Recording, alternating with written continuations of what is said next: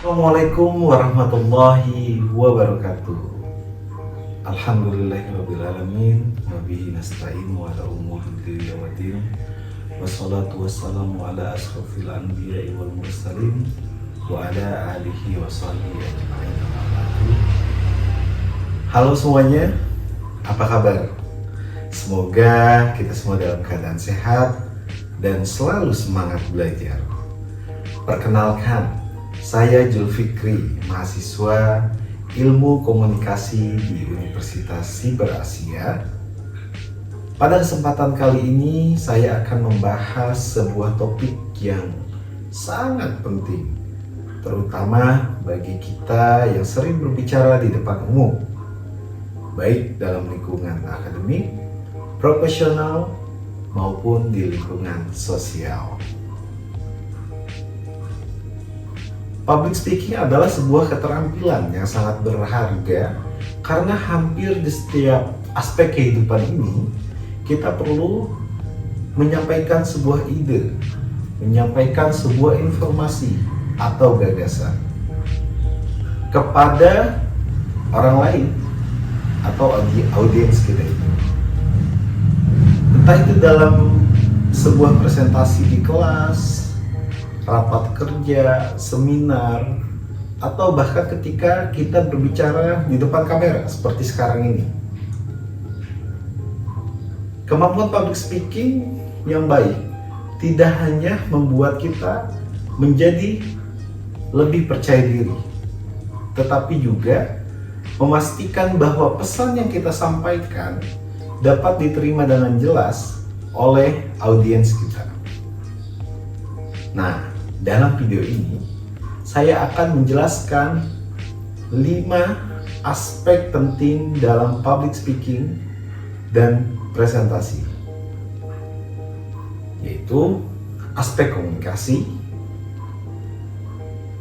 verbal, komunikasi non verbal, artikulasi, dan intonasi suara.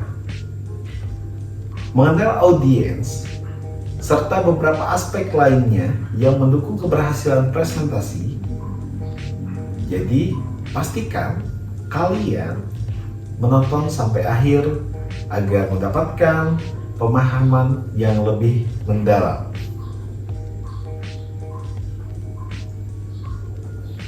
Baik dalam public speaking adalah yang pertama, gunakan bahasa yang jelas dan mudah dipahami.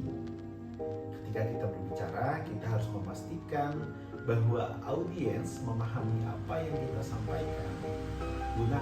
Gunakan kata-kata yang sederhana, langsung ke inti, dan hindari istilah teknis yang terlalu sulit, kecuali audiens kita memang memiliki latar belakang yang sesuai. Yang kedua, hindari kata-kata yang berbelit-belit atau tidak relevan. Kadang kita tanpa sadar menggunakan kata-kata yang tidak perlu sehingga pesan utama justru menjadi kabur. Misalnya, daripada mengatakan implementasi strategis dalam konteks komunikasi publik, lebih baik kita katakan cara menjalankan strategi komunikasi publik. Dan itu audiens lebih mudah memahami apa itu maksud kita. Yang ketiga, gunakan gaya bahasa yang sesuai dengan audiens. Kalau kita berbicara di hadapan akademisi, tentu kita harus menggunakan bahasa yang lebih formal dan berbasis data atau menggunakan data. Namun, jika audiens kita adalah masyarakat umum, maka bahasa yang digunakan sebaiknya lebih santai dan mudah dipahami. Yang selanjutnya adalah aspek komunikasi non verbal. Selain kata-kata, bahasa tubuh kita juga memiliki peran besar dalam public speaking. Bahkan beberapa penelitian menunjukkan bahwa komunikasi non verbal dapat memberikan dampak yang lebih besar daripada komunikasi verbal. Oleh karena itu, kita perlu memperhatikan beberapa hal berikut.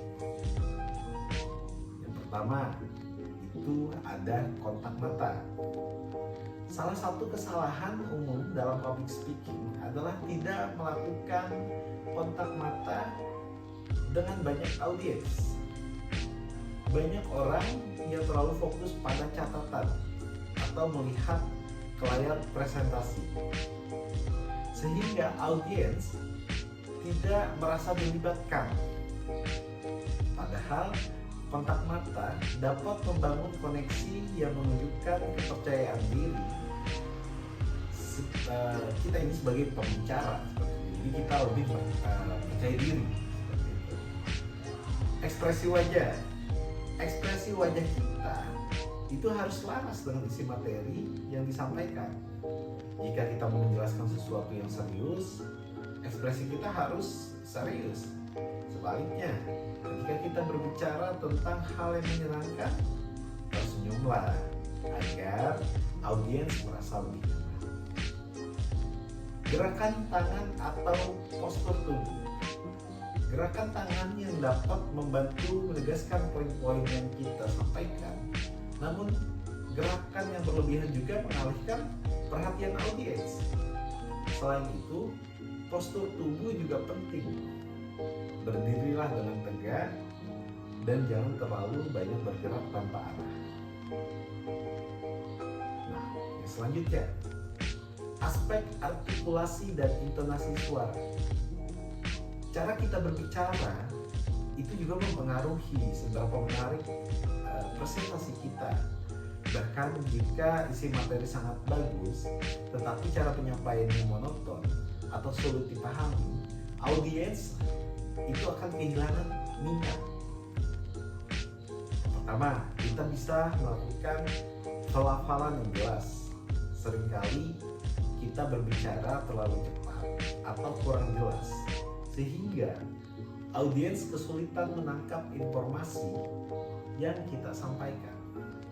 Oleh karena itu, penting untuk berbicara dengan pelafalan yang baik dan tidak terburu-buru. Selanjutnya, gunakan variasi intonasi. Suara yang monoton bisa membuat audiens bosan dan kehilangan fokus. Oleh karena itu, gunakan variasi intonasi untuk menekankan poin-poin penting. Misalnya, naikkan sedikit nada saat menyampaikan sesuatu yang penting, lalu turunkan nada saat ingin memberikan efek dramatis. Selanjutnya, kecepatan berbicara yang sesuai. Jangan terlalu cepat sehingga sulit dipahami, tetapi jangan juga terlalu lambat sehingga audiens kehilangan momentum. Cobalah berbicara dengan ritme yang nyaman. Kemudian, aspek mengenal audiens. Setiap audiens memiliki kebutuhan ekspektasi yang berbeda.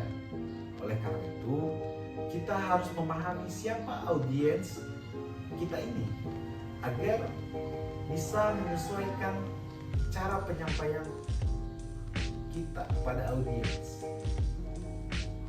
Yang pertama, kita harus ketahui latar belakang audiens.